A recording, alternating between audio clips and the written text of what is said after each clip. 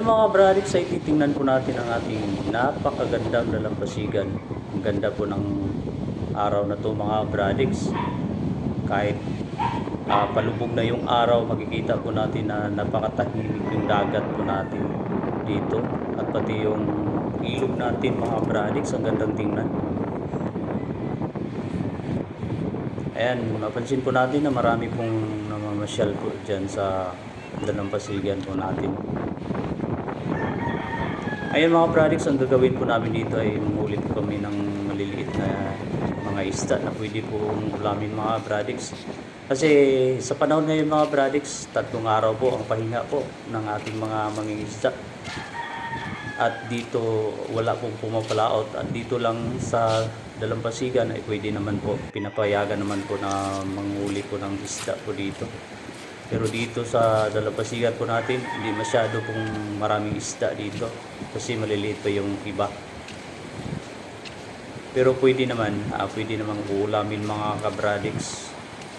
Mamaya makikita po ninyo kung ano yung mga huli po naming isda dito mga kabradics. Ayan, mapansin po natin palubog na yung araw mga kabradics, at napansin po ninyo yung lugar po namin dito na hindi po masyadong maraming ang lutay po namin dito, hindi masyadong maraming bato mga bradics, kaya wala masyadong makukuha ka po ditong shell.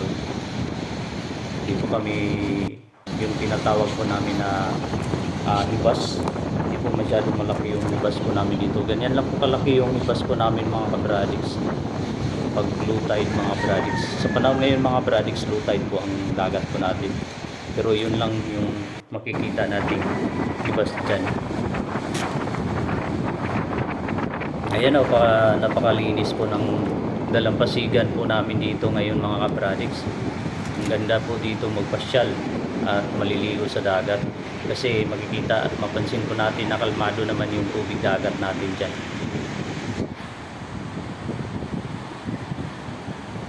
Tatlong araw po ang pahinga mga kabradics ng ating mga mangingisda. At doon mapansin po natin sa likuran po natin na yung mga bangka ay nakatambay dyan.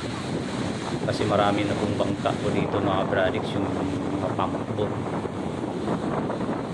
At dito ang ginawa po namin dito, marami po kami dito na nanghuli po ng isda po dito sa dalampasigan. Mingwit po kami dito mga kabradics. Nangangawil po kami dito para po pang ulam po namin mamaya sa hapunan. Ayan, nakatambay yung mga bangka natin dyan.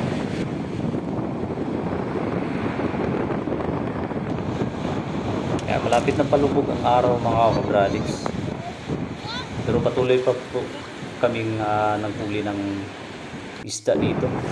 At hindi lang po isda yung mahuli namin dito mga bradics. Ayan, kung pansin po yung mga bradics, pwede ka rin maghuli ng alimasag mga bradics. Ayan, aapak-apakan mo lang doon mga bradics. Ay pagulam ka ng mga bradics. Ayan o, kung makikita nyo may alimasag na nahuli yung kasama namin dito. At may kasamang maliliit na shell mga bradics.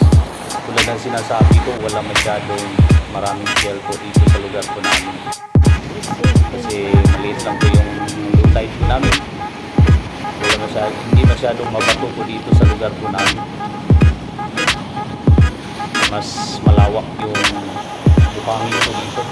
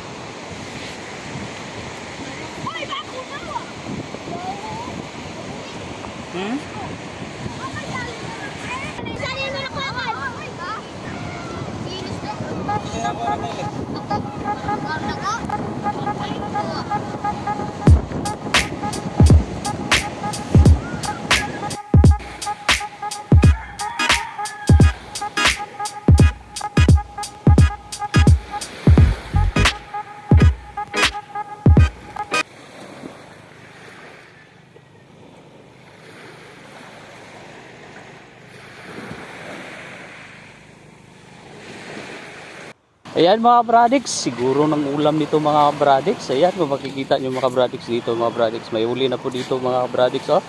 Oh. Ito lang ginagamit ko mga bradix. Ito yung ginagamit ko na pang huli ng isda na to mga pang ulam na tayo. Maraming salamat po.